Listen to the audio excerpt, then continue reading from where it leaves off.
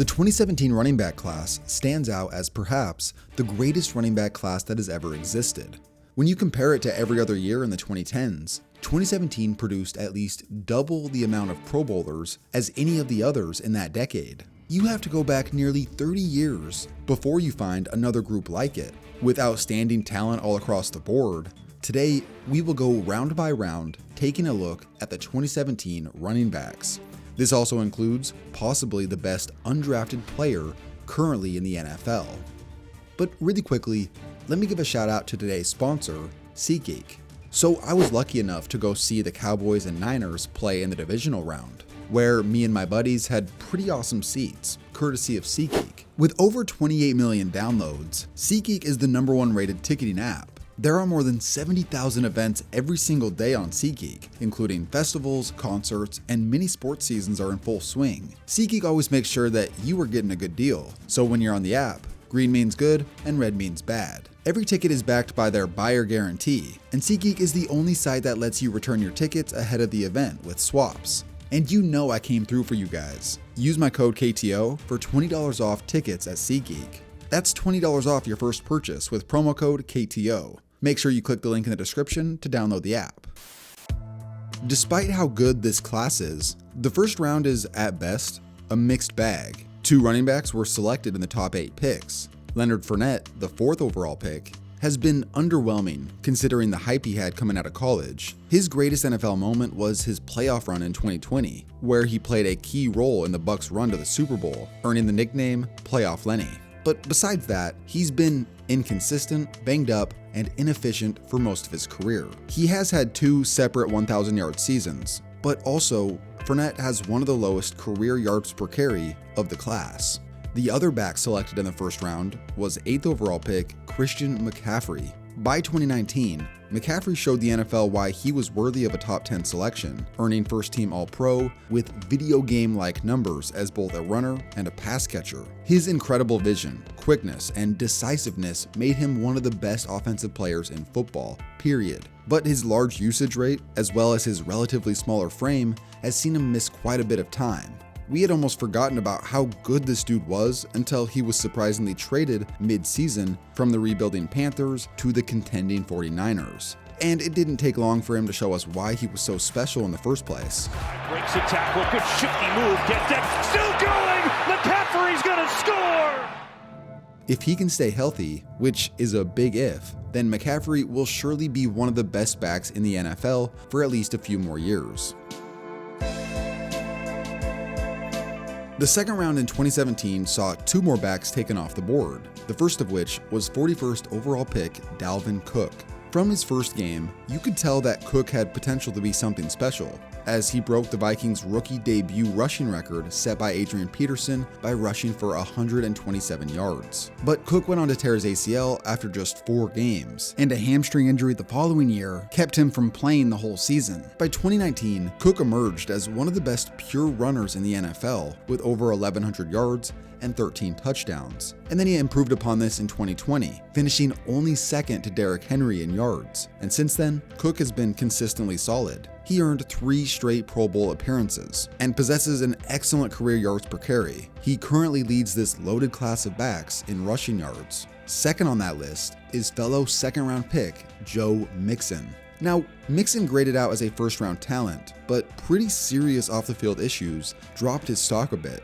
By 2018, Mixon had emerged as one of the better young backs in football, with the 4th most rushing yards in the league and the most in the AFC. By 2021, Mixon earned a bid to his first Pro Bowl after posting over 1,500 total yards and 16 total touchdowns. 2021 capped off 3 of 4 years where Mixon finished in the top 10 in the NFL in rushing. Overall, the second round only had 2 backs, but both have been consistent starters and have had excellent seasons in their NFL careers. Here is where this draft really begins to stand out. 3 of them have turned into Pro Bowl level backs in their career. Kamara with the give. You can see the speed as he hurls a man down to the 2-yard line. Jumps right over Darius Slay. 67th overall pick Alvin Kamara had the best rookie season of any player that year. He was such a threat for Drew Brees as a pass catcher, as well as putting up insanely efficient numbers as a runner, boasting an outlandish 6.1 yards per carry. It's one of the greatest rookie seasons of all time, and obviously, he went on to win Rookie of the Year. Amazingly, Kamara has been so great that he started his career off making 5 Pro Bowls in a row, and he leads this class of backs in total touchdowns. 19 picks later, the other rookie sensation was Kareem Hunt. Hunt not only led all rookies in rushing yards in 2017, but he also led the entire NFL, a feat only accomplished by very few before him. Hunt had an amazing 2-year stretch in Kansas City before his infamous off-the-field incident that sort of derailed his career.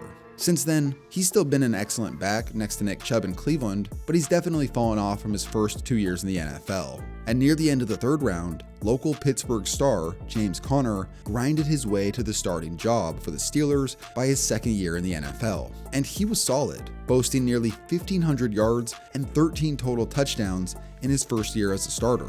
Conner plays more like an old-school, muddy-it-up-between-the-tackles kind of back. His career hasn't been as explosive as Alvin Kamara or Kareem Hunt's, but he's been a consistent short yardage and goal line threat, boasting 2 big double-digit touchdown seasons in 2018 and 2021, which helped Conner earn 2 Pro Bowl appearances. Overall, 2017 produced the best 3rd-round running back of the decade in Alvin Kamara, as well as the most Pro Bowlers compared to other 3rd-round classes of the decade. And when it comes to total production as a rookie by 3rd-round running backs since 2000, the top 2 were from 2017.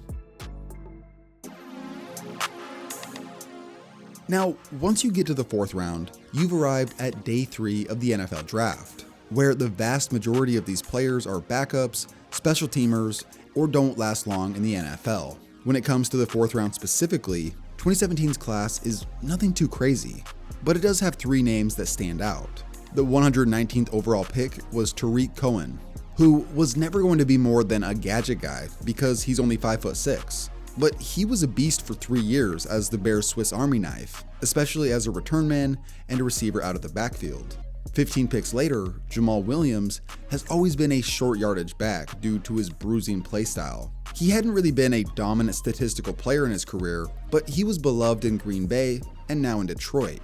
And in his 6th season, he produced a statistical anomaly of a season, where despite only starting 9 games, he led the entire NFL in rushing touchdowns at a whopping 17. This was more than his previous 5 years combined. All in all, Williams has been a solid short yardage back considering his draft position.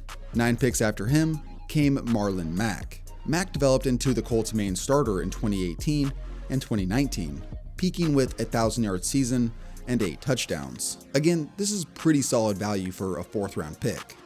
Overall, the 4th round from 2017 was a good value round in comparison to other years in the decade, with over half of the draftees developing into a starting level player for at least a season. Now, for the final 3 rounds of the draft, you're really beginning to scrape the bottom of the barrel, hoping to find rotational guys.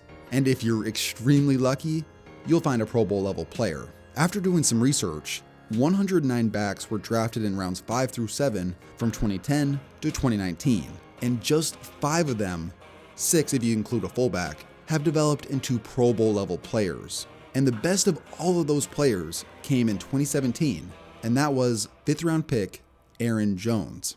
Big running lane, and Jones takes off into the secondary, and now sprinting down the sideline. Wiggles past McLeod, and he's all the way. Working his way up to becoming the full-time starter in Green Bay, Aaron Jones has been a massive success.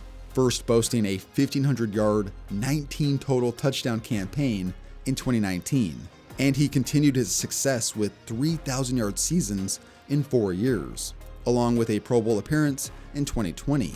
As it currently stands, his career yards per carry is 5.1, which among backs with at least 750 carries puts him in elite company. Now, Aaron Jones is the best late-round running back over the decade, but the best 7th rounder in that time belongs to another 2017 prospect, After compiling data on 7th-round running backs drafted from 2010 to 2019, 38 prospects listed as running backs were selected, and only 2 of them ever became a majority starter for at least a season. That was Myles Gaskin in 2019, who has never put up more than 612 rushing yards in a season, and the other was 2017's Chris Carson, who in 2018 and 2019 rushed for at least 1,150 yards and 7 touchdowns. His excellent 2019 campaign ranked him in the top 5 in NFL rushing yards, and looking at that year a little closer, you'll notice that 7 of the top 12 rushers were from this 2017 class. So, in wrapping up this video, the only running back class that compares historically to 2017 is 1990, which did have 2 more Pro Bowlers, but it did have 12 more backs drafted.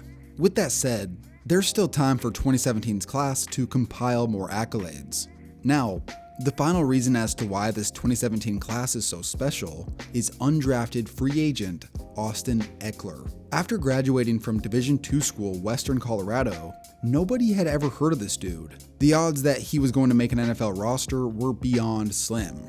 And after receiving a shot with the Chargers, Ekeler was listed as the 6th running back on the depth chart entering the preseason. From there, he stood out in camp and the preseason, and he would go on to make the team as the 3rd string back.